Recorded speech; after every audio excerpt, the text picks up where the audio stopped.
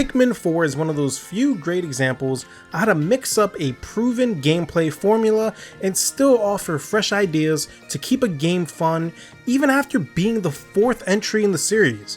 And even though it can fall short in a couple of areas, this game is a proper next step for a beloved franchise like this. And it's honestly one of the best evolutions it could have taken. It's an excellent point of entry for newcomers in the series, and for veterans, it offers so much that's just new. To keep it brief, I've played every single Pikmin game, yes, including the one we don't talk about, and after doing every possible thing I can do in 4, I can say it's the strongest in the series. Let me start off by saying, in this video, I'm going to avoid major story related spoilers as this game actually has a fun story. Possibly the most in-depth story to date. So I wouldn't want to ruin that for anyone, but I will end up talking about certain gameplay elements or challenges that get brought up later in the game. So keep that in mind if you want to go into this game completely blind, as I may end up talking about or showing things that happen around 20 hours in.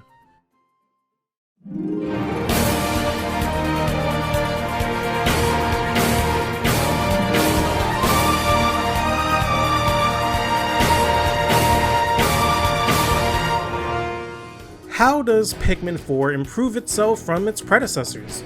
Well, Pikmin has always been big on the practice of Dandori, the art of organizing your tasks strategically and working effectively to execute plans. Pretty much, that's the entire basis of Pikmin. Pikmin 4 is the epitome of that by offering 1,000,001 things for you to do. Fight enemies, open up new areas, gather resources, spend resources, rescue castaways, gather treasure, whoops you let your Pikmin die cause you suck, explore a cave, fight this leafling, freeze this river, now Ochi's dead, grow more Pikmin, discover a new Pikmin, find a cure, congrats! You're now a quarter of the way through this area. Pikmin 4 has so many moving pieces, more than any other game in the series, and while that should be a recipe for a sensory overload disaster, it never feels overwhelming, especially with the addition of companions like Ochi, an in-game item shop, which is crazy to think we have something like this in Pikmin. Longtime Pikmin fans know the pain of farming for berries, and overall quality of life features to improve your gameplay experience, such as sending out a call to gather all your idle Pikmin, wherever they may be, being able to stun enemies and attack with each Pikmin in a party but Ochi's charge, and for series first, slowly earning your right to lead an army of 100 Pikmin. All these little things make the game easier, yes, but just makes all the stuff you have to do much more manageable. Can it make the game too easy? Oh, without a doubt. And in fact, that's one of my least favorite things about it, but I'll get back to that in a bit. But overall, all these changes do make for a great gaming experience, and I'd imagine can grow new Pikmin fans for years to come. I have a 5-year-old niece who I can never imagine her being able to beat through 1 and 2, but I could picture her maybe being able to go through 4. She might need a co-op partner, but that's not necessarily a bad thing for the growing gamer. Besides the added gameplay mechanics, this feels like the ultimate Pikmin experience. All the iconic enemies from all throughout the series are here. Treasures and caves return from 2, and shy of Bulbmin and Puffmin, the entire squad is here, with some great new additions. Rest in peace Bulbmin, one day you'll get the love you deserve. In Pikmin 3, it always bothered me that purple and white Pikmin were locked behind the challenge mode of the game, and you never saw them in the base story. In this game, each Pikmin gets to shine, multiple times before the final credits roll.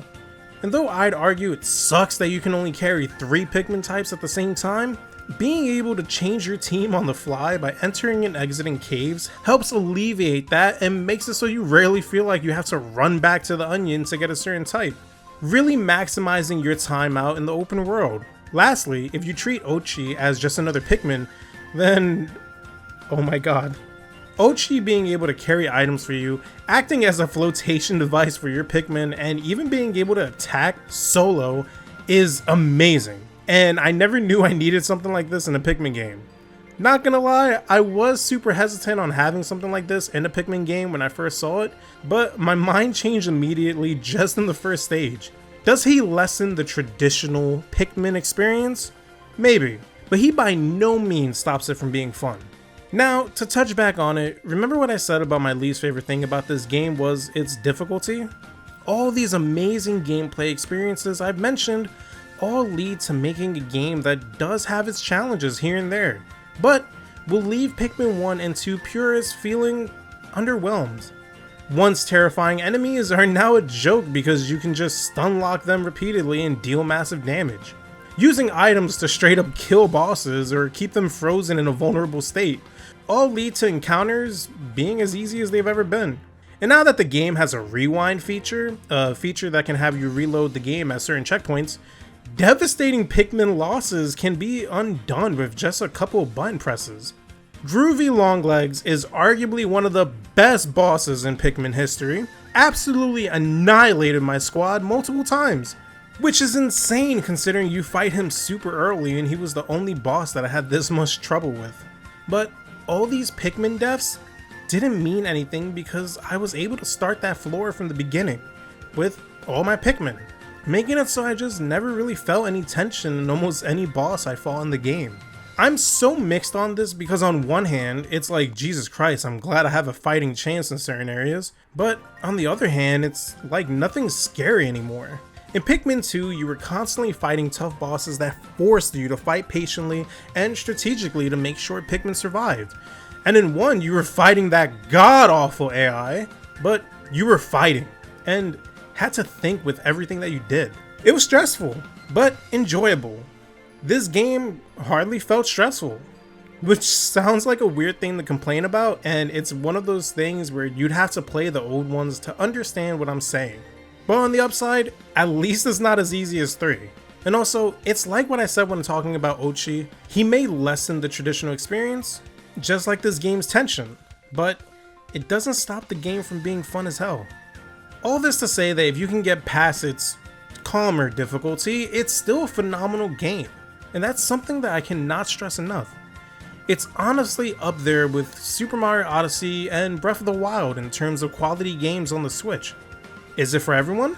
No, but it's a hell of a step in the right direction.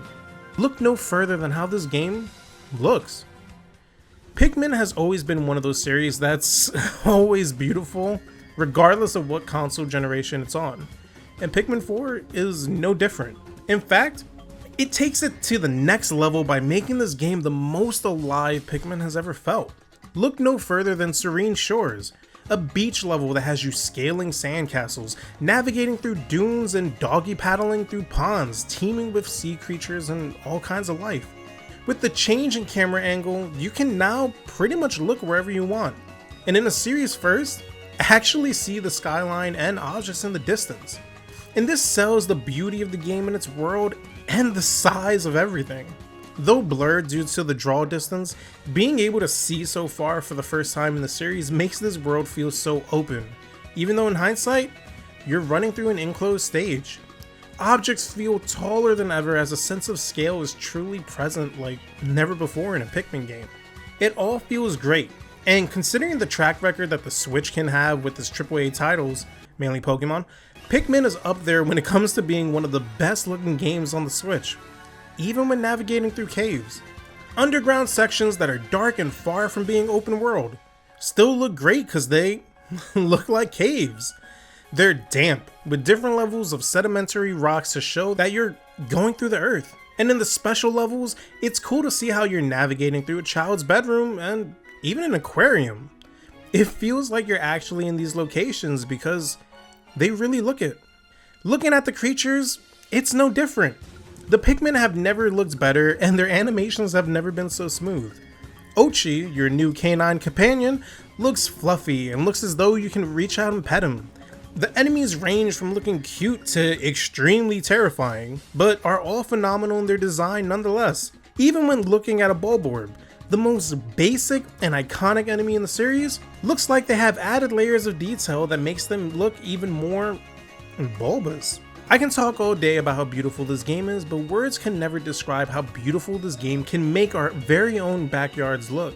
In terms of content, you'll probably end up getting the most bang for your buck with this game compared to other titles in the series. With the longest story, the most areas to explore, and multiple objectives and side missions to keep you busy, there's always something to do. I 100%ed this game to completion, and I can say I got completely bamboozled 3 times thinking I did everything. Right when I explored all the areas, bam, I unlocked more to explore. Right when I thought I did everything, bam, explore the areas again with a fresh angle and Olimar's side story. Right when I did that, bam, complete a gauntlet of ever-increasing difficult challenges to unlock the last 2 onions in the game. It's amazing how much there is to do. And shy of the Dandori battles, it never really gets repetitive or boring. Because you're constantly unlocking new moves, new areas, new Pikmin, it feels exciting to still have much to explore even after pouring hours into this game. It could be because I was starved for Pikmin content for a decade, but I was engaged my entire run through this game. And though it's missing the phenomenal co-op story from 3, the Mario Galaxy style co-op mode is fun. It's definitely something that would be great to play with people who don't enjoy these kind of games or games in general. Though it sucks that your friend can't explore the same world with you, this mode absolutely breaks the game if you have a partner that knows what they're doing.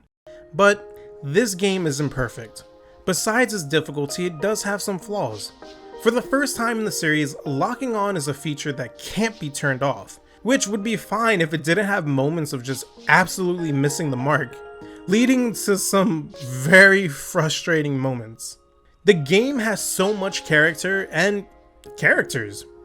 Literally, there's so many characters, which is great. It's not often we get to see a bunch of character interactions in Pikmin of all games, but being required to talk to so many and listen to what they're saying so often kills the momentum at times, especially when you're trying to get certain tasks done and you're just getting hit with these people talking and loading screens, and it just feels like it never ends. It doesn't help that a good quarter of this talk is just them reminding you to brush up on your Dandori skills.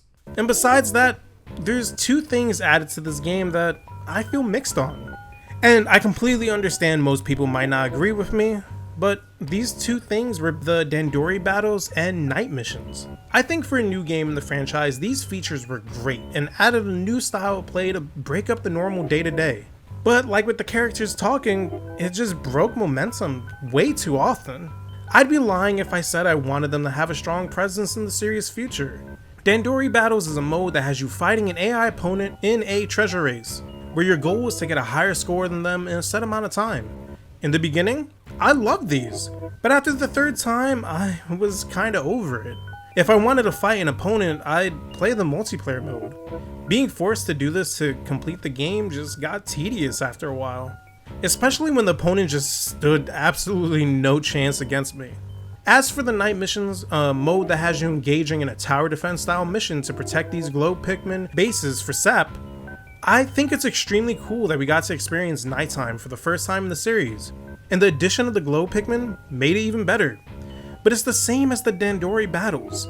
After my 4th time of having to do it, it just got boring. In a game that was so free in how you can approach it in the day, restricting the player like this, and I'm gonna use this word again, just killed the momentum of the game. Add in how much characters talked in this game in between day and night, and it felt more like a chore every time I had to do it compared to something I wanted to do. I don't think these game modes were bad in the traditional sense, and like I said, some of you may disagree with me, but in the long run, I didn't enjoy these modes as much as I should have. I will say though, I did enjoy the standard Dandori challenges, a mode in which you have to put your Dandori skills to the test by collecting as much as you can in a set time limit, without an opponent. Those were really fun, and reminded me of the Pikmin 2 and Pikmin 3 challenge modes. I definitely enjoyed them way more than the other 2, and I guess it might have been because I could tackle this mode however I wanted. Whether I prioritized getting this item first, or gathering these Pikmin first, or going here first, it definitely didn't feel as constricting as the other 2. Overall, Pikmin 4 is by far the best game in the series with so much to do.